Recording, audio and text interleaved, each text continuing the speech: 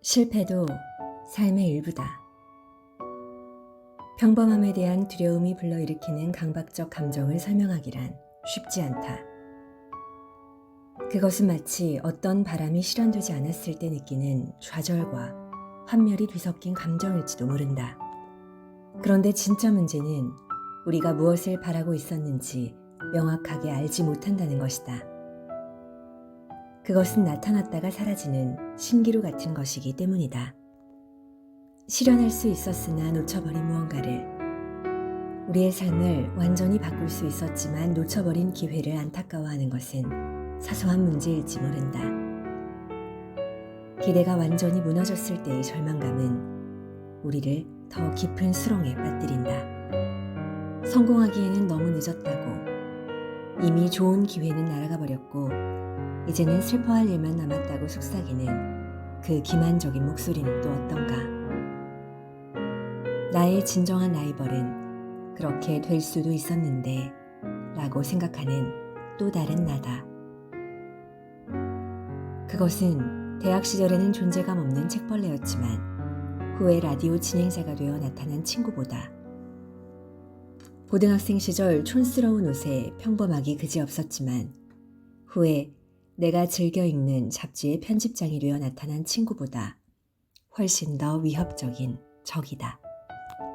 그런 친구들보다 내가 더 평범하다는 사실을 깨닫는 것은 얼마나 모욕적인가. 그러나 이 경우에는 적어도 나 자신보다 더 미워할 수 있는 누군가가 존재한다. 그러므로 가장 끔찍한 일은 그렇게 될 수 있었으나 그렇게 되지 못한 나를 원망하는 일이다. 영국의 정신분석학자 애덤 필립스는 놓쳐버린 삶의 서문에서 바로 이 부분을 정확하게 지적했다. 그의 설명에 따르면 우리는 자신이 이미 이룬 것과 이루지 못한 것을 비교하며 이루지 못한 것에 더 애석한 감정을 드러낸다. 필립스는 살아보지 못한 삶이 왜 우리를 피해가며 그 삶은 왜 절대로 실현되지 않는지에 의문을 제기한다. 존재하지 않는 삶, 그렇게 될 수도 있었던 또 다른 나는 왜 그토록 우리를 괴롭히는 것일까? 우리가 살아온 삶 곁에는 우리가 살아보지 못한 삶, 실제로는 일어나지 않았던 삶, 상상 속에서 경험한 삶, 우리가 바랐던 삶이 늘 따라붙을 것이다. 우리가 이미 경험한 삶과 경험해보지 못한 삶을 비교하는 이유는 경험해보지 못한 삶이 훨씬 더 나았을 거라고 생각하기 때문이다. 필립스는 우리가 우리 자신을 무자비하게 비판하는 또 다른 자아에게 지배당하고 있다는 섬뜩한 사실을 일깨워준다.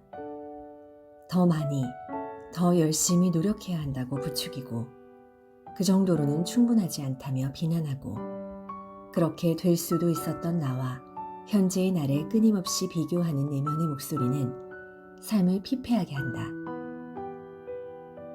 살아보지 않은 삶을 향한 집착은 현재의 삶을 외면하게 한다. 우리의 현재는 실현되지 못한 야망에 묻혀버린다. 또한 한 번도 살아보지 못한 삶에 대한 미련을 버리지 못하면 우리는 앞으로 나아갈 수 없다. 물론 그 미련이 우리를 발전시키고 행동하게 하는 원동력이 될 수도 있지만 그것은 지금 살고 있는 삶을 긍정적으로 바라볼 수 없게 한다. 펼치지 못한 가능성을 너무 안타깝게 생각하다 보면 행복의 가장 큰 조건 중 하나, 즉 한계가 걸림돌이 아닌 장점이 될 수도 있다는 사실을 쉽게 받아들이지 못한다. 우리는 우리의 미래가 밝을 것이고 우리가 무언가가 될 수 있거나 무언가를 할 수 있을 것이라는 환상에 사로잡혀 있다. 그래서 렌달 자렐의 시에 등장하는 한 인물의 말처럼 실패 역시 우리의 삶이라고 생각하지 않을 때 우리는 우리가 생각했던 대로 되지 못한 것에 슬픔, 후회, 분노를 느낀다. 그렇게 우리는 우리가 될 수도 있었던 사람들과 우리의 삶을 함께 살아간다. 애덤 필립스는 꿈이 좌절되고 지나치게 비판적인 또 다른 자아 때문에 현재의 삶을 망치고 마는 우리의 불행한 모습을 돌아보게 한다. 스피노자가 말한 실천하는 삶을 어설프게 흉내내는 것에 불과한 될 수도 있었던 것에 대한 미련을 버리지 못하면 현실을 부정적으로만 바라보고 실패와 좌절에서 벗어나지 못하게 된다.